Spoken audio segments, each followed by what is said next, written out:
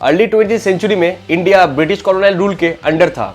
इस समय पर पौंडीचेरी का सिचुएशन यूनिक था। फ्रेंच कॉलोनियल रूल खत्म हुआ, ये पहचान के लिए फ्रेंच झंडे को उतार के अपना यानी इंडिया के तिरंगा को होस्ट किया गया।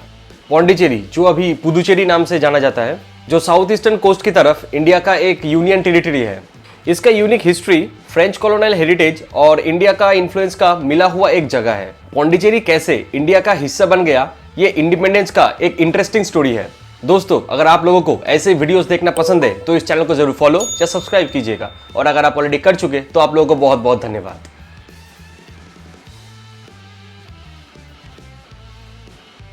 यूरोपियन पावर्स के साथ साथ पौंडीचेरी का इतिहास शुरू हुआ था जब 1674 को फ्रेंच ईस्ट इंडिया कंपनी वहां पे ट्रेडिंग पोस्ट एस्टैब्लिश किया था। समय के साथ साथ इस रीजन में फ्रेंच इन्फ्लुएंस बढ़ता गया और 18th सेंचुरी में वो आसपास के एरिया में अपना कंट्रोल एक्सपैंड कर रहा था।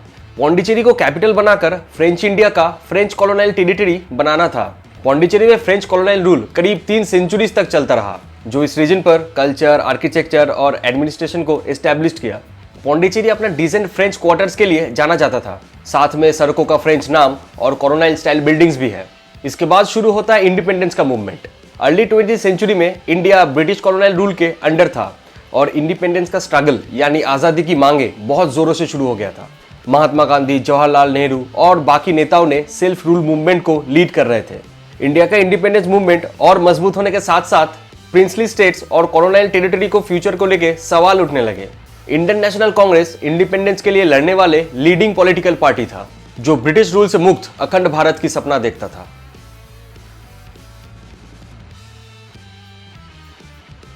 इस समय पर पौंडीचेरी का सिचुएशन यूनिक था। बाकी इंडिया जब ब्रिटिशों से आजादी के लिए लड़ाई कर रहे थे, तब पौंडीचेरी फ्रेंच कॉलोनियल रूल के अंडर में था।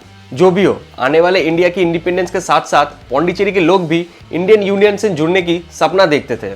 इंडिया के इंडिपेंडेंस मूवमेंट से पौंडीचेरी के लोग इन्फ्लुएंस होके वो भी इंडिया के साथ जुड़ने का डिमांड करने लगे। वो लोग भी अपने आप को एज ए इंडियन बोल रहे थे और कॉलोनियल रूल से आजाद होने की मांग कर रहे थे। जैसे जैसे इंडिया के इंडिपेंडेंस नजदीक आने लगा, तब इंडियन कांग्रेस और फ्रेंच गवर्नमेंट के अंदर पौंडीचेरी और फ्रेंच इंडिया के फ्यूचर को लेके नेगोशिएशंस शुरू हो गए। इस डिस्कशन था पीसफुल ट्रांसफर टू पावर और इंडियन यूनियन पर फ्रेंच टेरिटरीज का इंटीग्रेशन करना। 1947 में जब इंडिया को ब्रिटिश रूल से आजादी मिला, तब पौंडीचेरी के लोग भी सेम फेट एक्सपेक्ट किया था। उनका इंडिया से जुड़ने का एस्पिरेशंस बहुत ही क्लियर था और इस चीज को फुलफिल करने के लिए डिस्कशन चलता रहा।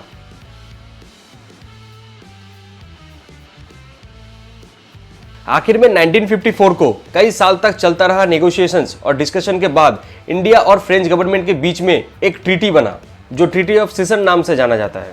इस ट्रीटी के अनुसार पौंडीचेरी और दूसरे फ्रेंच टेरिटरीज जैसे कराईकल, माहे और यनम को इंडिया को दे दिया जाएगा। 1 नवंबर 1954 को पौंडीचेरी ऑफिशियली इंडियन यूनियन का हिस्सा बना। इस रीजन पर फ्रेंच कॉलोनियल रूल खत्म हुआ, ये पहचान के लिए फ्रेंच झंडे को उतार के अपना यानी इंडिया के तिरंगा को होस्ट किया गया। पौंडीचेरी को इंडिया के साथ जोड़ना इस रीजन पर गहरा असर किया था। पौंडीचेरी के लोग काफी लंबे समय से इंडिया का हिस्सा बनने का सपना देख रहे थे। आखिर में वो सपना सच हुआ। वो अब इंडिया का डेमोक्रेटिक प्रोसेस का आवाज बन चुके हैं और अपने फ्यूचर को बनाने में पार्टिसिपेट कर सकते हैं। इस इंटीग्रेशन की वजह से गवर्नेंस और एडमिनिस्ट्रेशन में चेंजेस आया।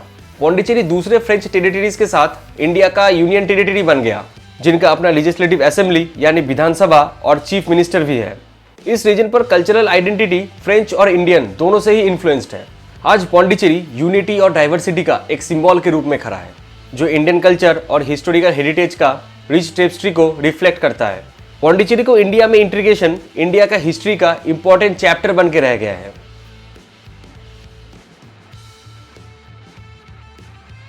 पौंडीचेरी कैसे इंडिया का हिस्सा बन गया, इसका कहानी उसके लोगों की एस्पिरेशंस और स्पिरिट ऑफ डेमोक्रेसी का प्रमाण करता है। सालों साल लड़ाई, स्ट्रगल और नेगोशिएशंस की मदद से पौंडीचेरी फ्रेंच कॉलोनियल टेरिटरी से इंडिया का हिस्सा बनता है। पौंडीचेरी को इंडिया के साथ जोड़ना ये सिर्फ वहाँ के लोगों का सपना ही पूरा नहीं हुआ, बल्कि इंडिया का यूनिटी और डाइवर्सिटी को भी मजबूत किया। आज पौंडीचेरी एक प्राउड यूनियन टेरिटरी के रूप में खड़ा है, जो फ्रांस और इंडिया दोनों का ही हिस्ट्री और कल्चर को शेयर करता है।